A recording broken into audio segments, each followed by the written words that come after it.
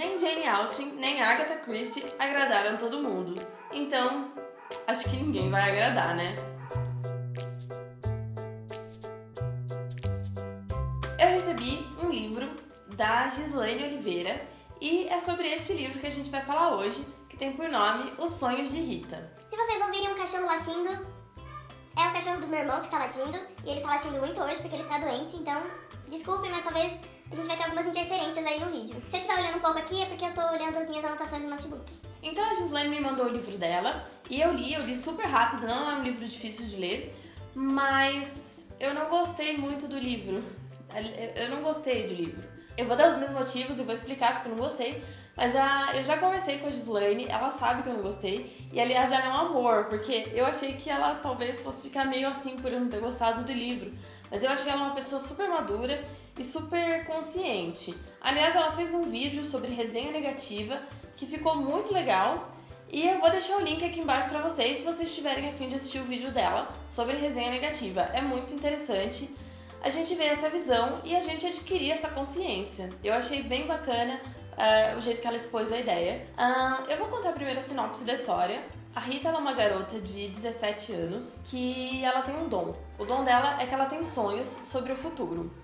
Então ela sonha e aquilo vai acontecer. Acontece que a Rita namora um menino há 2 anos e daí ela sonha que ela vai casar. Ela sonha que ela vai casar com um cara que não é o namorado dela. A história vai girar em torno disso. Eles vão estar todos tensos e tal, nananã, tentando... Mania de tal, nananã.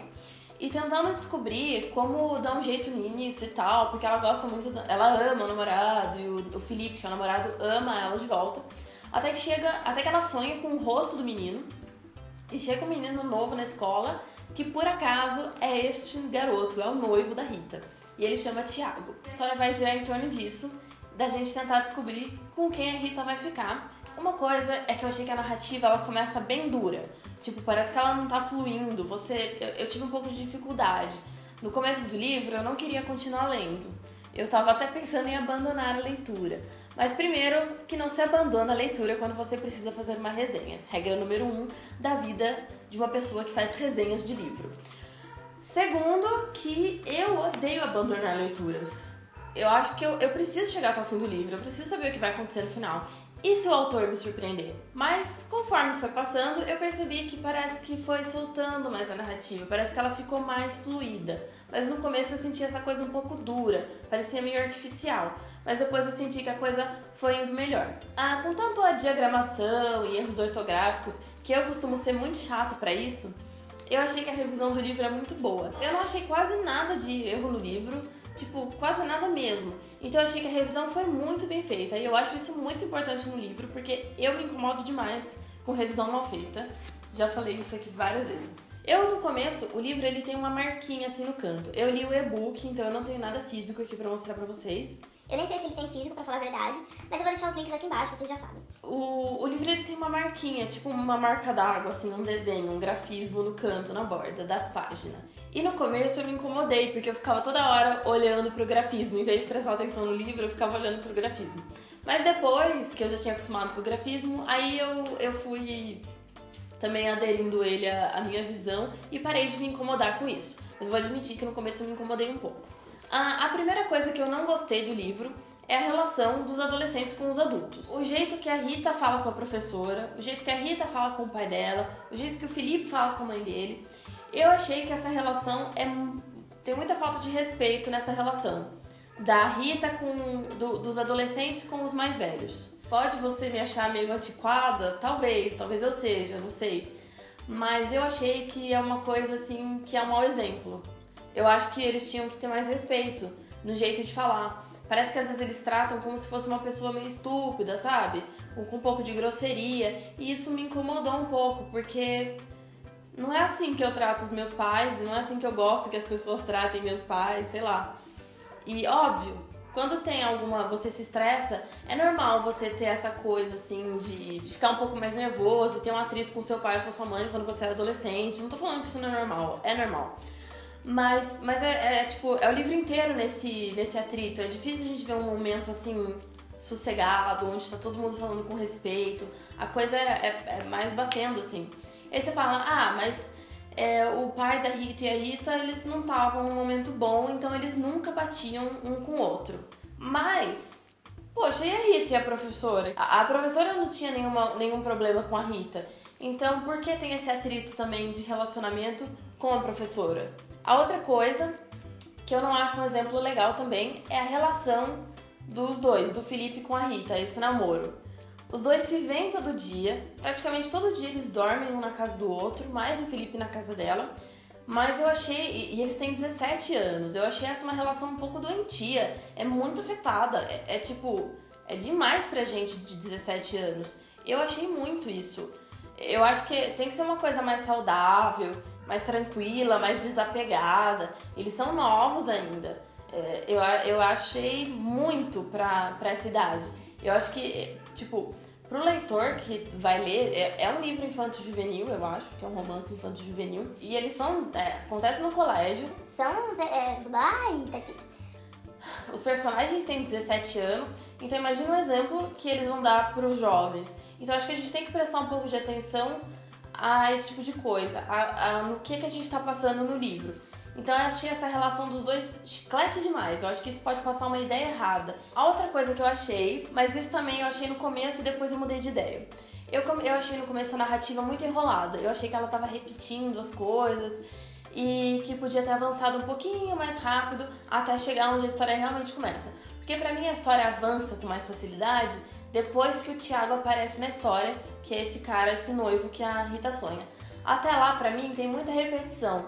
Tem coisa que podia ter sido um pouco mais compactada e teria sido mais fácil. Talvez a narrativa, eu não tivesse tido essa preguiça de ler o livro que eu tive. Uma outra coisa que eu já falei aqui no canal e não é novidade, que eu sou cristã. E a mãe da Rita, a mãe do Felipe no livro é cristã e ela tem uma igreja e aparece uma hora do livro também aparece o pastor. Bom, a Rita no livro ela é agnóstica e o pai da Rita é ateu. E a mãe do Felipe não trata muito bem a Rita por ela ser agnóstica. Ela trata a Rita meio mal e toda vez que a Rita vai na casa dela, ela tenta converter a Rita. E ela às vezes falta com respeito quando vai falar com a menina, ou com o menino ela meio que xinga a garota, assim. Ou usa palavras pejorativas pra tratar da garota. E eu não gostei disso porque não é assim que eu trato as pessoas que não são cristãs, que não acreditam em Deus. Eu tenho amigos que não acreditam em Deus, que não vão à igreja, enfim, etc. Eu não falo com eles desse jeito e eu não trato eles dessa forma e eu não penso dessa forma. Eu respeito a opinião deles. Ninguém precisa acreditar igual a mim. Se eu acho que tá certo, eu acho e é a minha vida. Mas aí, ok, você pode pensar, bom, mas então era a mãe que era assim. Você tá sendo chata, porque ela quis mostrar uma pessoa assim. Não tô falando que não tem cristãos que não são assim, que às vezes querem enfiar e serem chatos com quem não é. Existem pessoas assim que são cristãs, como existem pessoas assim que são agnósticas. Talvez ela falasse assim, mas eu queria passar uma pessoa assim na personagem da mãe. Mas aí na hora que o pastor aparece, ele é exatamente igual à mãe. E aí assim, num livro que tem poucos personagens, 2 deles são cristãos e tratam a menina de forma desrespeitosa, eu acho que dá uma visão, muito ruim sobre pessoas cristãs. E eu não gosto dessa visão, porque eu não sou assim, então eu acho que essa visão não me representa. Por exemplo, do pastor que eu falei, quando o Felipe vai falar com o pastor sobre o que ele tá passando e tal, tentando achar algum consolo, alguma solução pro problema dele. E aí ele vai falar da namorada dele, aí o pastor pergunta, alguma coisa. É aquela desmiolada? Ele usa essa palavra. E aí eu achei muito ruim o pastor também faltar com respeito com a namorada do menino. Ainda se fosse um personagem ela quisesse falar que, ok, eu quis passar uma pessoa cristã que tem esse perfil, mas aí ela coloca 2 pessoas cristãs que têm esse perfil, e eu não achei isso muito legal. O pai da Rita, que é ateu, ele não gosta do Felipe, mas em nenhum momento ele não gosta do Felipe porque o Felipe é cristão, porque a mãe dele é cristã, e enfim. O pai da Rita não gosta do Felipe porque o Felipe é pobre. Que é outro clichê também, né? Essa coisa da mãe cristã que não gosta da filha que não é cristã, da nora que não é cristã, clichê, como o pai que não gosta do namorado pobre também, porque é muito clichê. E aí eu achei que isso, eu não sei, eu não gostei muito dessa relação das famílias, eu achei meio óbvia. E achei, enfim, Já falei o que eu achei. Agora vamos lá. Tem algumas coisas que eu gostei, sim, do livro. Como eu disse, a escrita da Gia é muito boa. Ela tem um português bom, é isso que eu quero dizer. Eu gostei muito da descrição dos ambientes. Eu gosto muito disso. Quando a pessoa vai descrever os ambientes, de eu tentar me sentir dentro desse ambiente. E eu achei que a Gia tem isso. Quando ela vai descrever os ambientes, eu me sinto no ambiente. Eu consigo me imaginar na rua da Casa Laranja, que tem no livro. E eu acho legal como os personagens dela respondem bem às características que ela colocou. Ai, gente, provavelmente a luz deve ter mudado, deve estar um pouco diferente. Eu acho que tá um pouco mais escuro, mais amarelado. Porque a bateria da câmera acabou, e daí eu tive que parar de gravar e colocar pra carregar. E aí escureceu, e agora tá de noite, então não tem mais a claridade aqui na sala. O vídeo cortou quando eu tava falando que uma das coisas que eu gostei do livro é que os personagens, eles mantêm a característica deles. Então, por exemplo, a Rita, durante o livro, ela é uma pessoa muito dura, muito firme e pouco flexível. Ela é uma menina bem decidida. E todas as ações dela no livro correspondem às características dela. E também o Felipe, por exemplo, ele é uma pessoa mais volátil, uma pessoa mais mole, mais suscetível. E ele corresponde também a essas características. É claro, a gente vai ver alguns exageros porque eles acabam ficando nervosos com a situação e sendo levados ao limite do estresse ali no livro, com tudo que vai acontecendo. Mas a gente consegue perceber que eles têm mesmo essas características e que a Gi conseguiu manter. Eles Respondendo à situação que é apresentada no livro de acordo com as próprias características. Eu acho isso muito importante nos personagens. E a outra coisa que é legal no livro, que eu não posso deixar de dar o crédito pra Gi, é que a gente não sabe com quem ela vai ficar. Todo romance tem um fim meio óbvio, eu sempre digo isso. Que a gente não sabe como o autor vai chegar onde ele chega, mas a gente sabe onde ele vai chegar. Pois é, nesse livro a gente não sabe onde ela vai chegar. A gente não tem certeza de onde ela vai chegar. Algumas horas eu ficava pensando que ela ia ficar com um, ou outra hora com outro, outra hora com um, outra hora com outro, e eu não sabia com que ela ia ficar. E eu não soube até o fim do livro. E pra ser bem sincera, quando o livro termina, eu não entendi direito com que ela ficava. Só depois... No pós-fácil, eu nem sei se é pós-fácil mesmo que chama. Eu sei que existem os dois, pós-fácios e epílogos, é que eu não sei como tá no livro. Eu acho que é epílogo no livro dela. Que a gente vai descobrir realmente com quem ela ficou e porquê e tudo mais. É muito difícil fazer um final imprevisível em um romance. E a Gi conseguiu fazer isso. E depois que o vídeo acabar, vai ter um spoilerzinho. Então se você quiser, fica esperando aí mais um pouquinho que vai rolar um spoiler aqui. Aguarde. Bom, se você tiver alguma dúvida, alguma pergunta, pode deixar aqui embaixo que eu respondo ou tento encaminhar pra Gi. E os links todos necessários para você poder chegar até o livro estarão aqui embaixo. Eu acho que, se eu não me engano, ele tá à venda na Amazon. É isso, se vocês gostaram do vídeo, clique em gostei. Não se esqueçam de se inscrever no canal se vocês não são inscritos ainda, assim vocês vão ficar ligados em todas as novidades. Fiquem com Deus e até o próximo vídeo. Tchau! Em caso de suspeita de spoiler, o vídeo deverá ser desligado.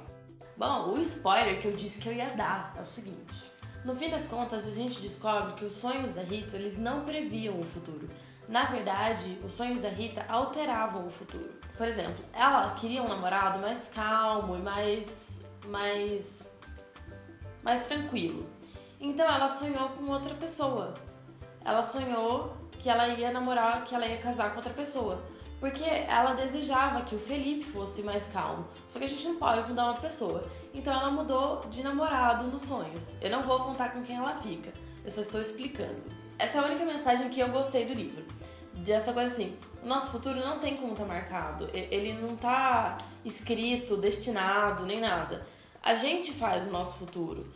Então ela escolhia alterar essas coisas e alterava. É que... Na ficção do livro, ela tinha o poder mesmo. Quando ela sonhava, aquilo com certeza acontecia, porque ela tinha o poder de alterar. Aí, beleza, ela influenciava e a outra pessoa acabava que não tinha escolha de como... Não tinha escolha de mudar o futuro dela se ela sonhava com outra pessoa, ok. Isso que eu tô querendo dizer assim, que o nosso futuro não tá escrito, a gente que escreve ele. É nessa parte que eu queria chegar. Agora sim, tchau. Tchau. Só falei tchau. Tchau.